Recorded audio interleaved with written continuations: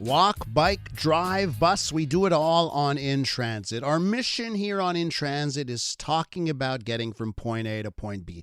And I put my cards out on the table. I am someone, and I got to be honest, oftentimes I think the narrative is bike paths bad. They're always bad, right? And I've pushed against that. More often than not, I've been in favor of bike paths because you just can't keep adding tens of thousands of cars every year to city streets and think that things are going to get better. But every now and again, there is a bike path where I look at it, I look at the situation, I scratch my head, and I say, this doesn't make sense. This morning on In Transit, we're going to take a look at one of those situations. We're going to head to Saint Michel. A little over a month ago, residents living in Saint Michel received a notice. They were told 2 new bike paths are going to be installed in the area.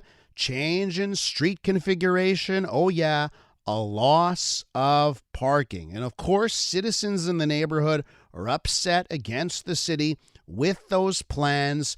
Those concerns are falling on deaf ears. Let's go now to Linda Terraciano, who joins us, resident in Saint Michel. Linda, welcome to the program. Hi, Elias. It's Lina, actually. Lina, sorry. Oh, my goodness, it is Lina. No worries. I'm really sorry about that. Reading too fast here, Lina. Okay, Lina, darling, yes. Lina.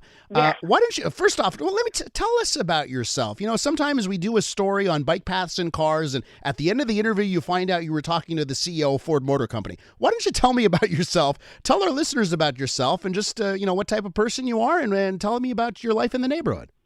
Sure. So I'm just regular citizen. I just moved back into this neighborhood, my childhood neighborhood. And I just have to say that it's not just my neighborhood. I actually was able to go attend an information session on Monday concerning another area, which is going to be even more hugely hit with the loss of parking.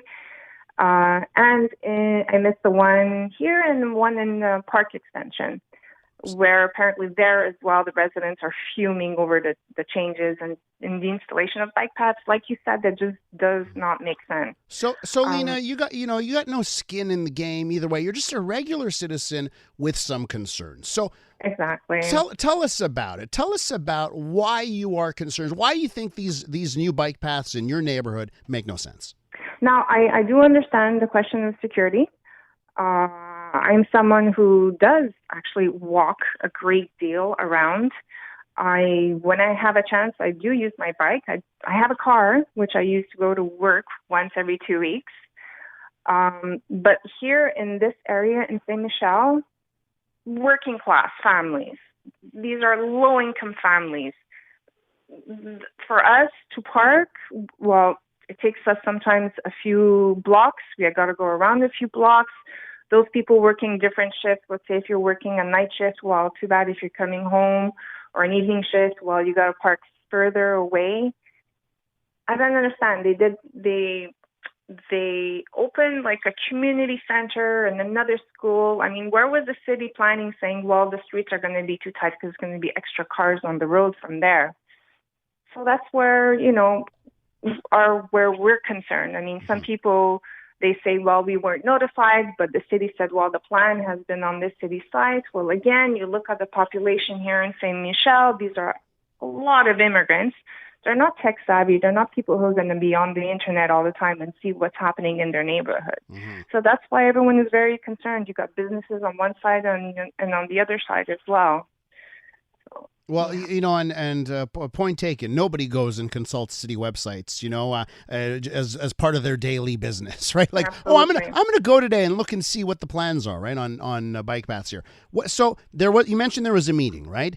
And yes. In the borough, right, Villeray Saint Michel Park Extension. I look at the borough council here, and there are Projet Montréal councillors, there are Ensemble Montréal councillors, right? It seems to be a mix here. So, what's the reaction from your councillors, the borough councillors, on this subject?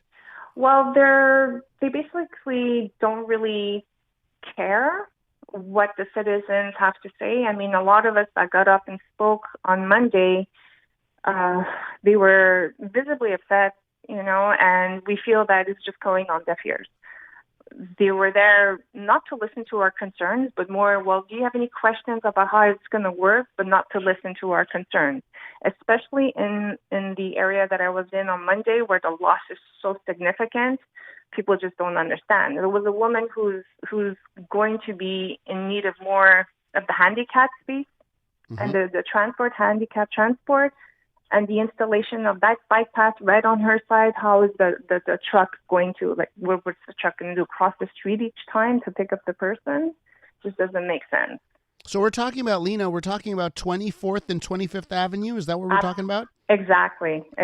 What happens to under the proposed configuration? How much of the parking is lost? Is it like one side of both streets? What does happen on these streets? I can't remember exactly, and I'm still waiting for them to post that information like they did for here on Louvain-Legendre. But there, the loss of space would be like in 200s, apparently, because there's a lot of duplexes, which is here in Saint Michel. We're just duplex after duplex after duplex, and there's a lot more apartment buildings as well. So we just don't understand why they can't just hold the operations and do proper consultations and see if this is what the citizens really want. Because for them, they said, well, why don't we introduce the vignettes as well? But again, where I radiate, this is low-income families in this area. You're going to start introducing vignettes already, people who are struggling with food security as well in this area. It's just terrible. So they've proposed vignettes as a solution, like parking stickers in order to solve the parking problem? Yes, but that won't solve it. We asked them if they can provide a solution. Actually, I did. I got up and said, "Well, before you do that, why don't you provide an alternative place where the residents can go park their car, even if it's a couple of minutes walk, at least they know that they've got a guaranteed place to park their car." Well, they said no. Are there other streets, Lina, in the neighborhood? Are there other streets that are nearby that already have bike paths? Well, on my street, which is 2nd Avenue, you have that bike path that runs north-south, but it's not like a closed bike path where we're still allowed to park on each side. We have the Parc Frederic back, that's right here. So they want to make the two accesses, the entrances of Louvain-Legendre, easily accessible, right? Yeah. But their plan is really to reduce the amount of cars on the roads. You know, they say they have 76% of the cars right now. They want to see that, go down to 52% to make it more environmentally safe. I totally agree. As someone who spends so much time outdoors, I love my environment, but this is not the way. This is not the way to achieve our goals for zero emission. It doesn't make sense. Lina, we have to leave it there. I want to thank you so much for coming on the program this morning and telling us about what's happening in Saint Michel. I appreciate it. Thank you, Elias. That's Lina Terraciano joining us this morning.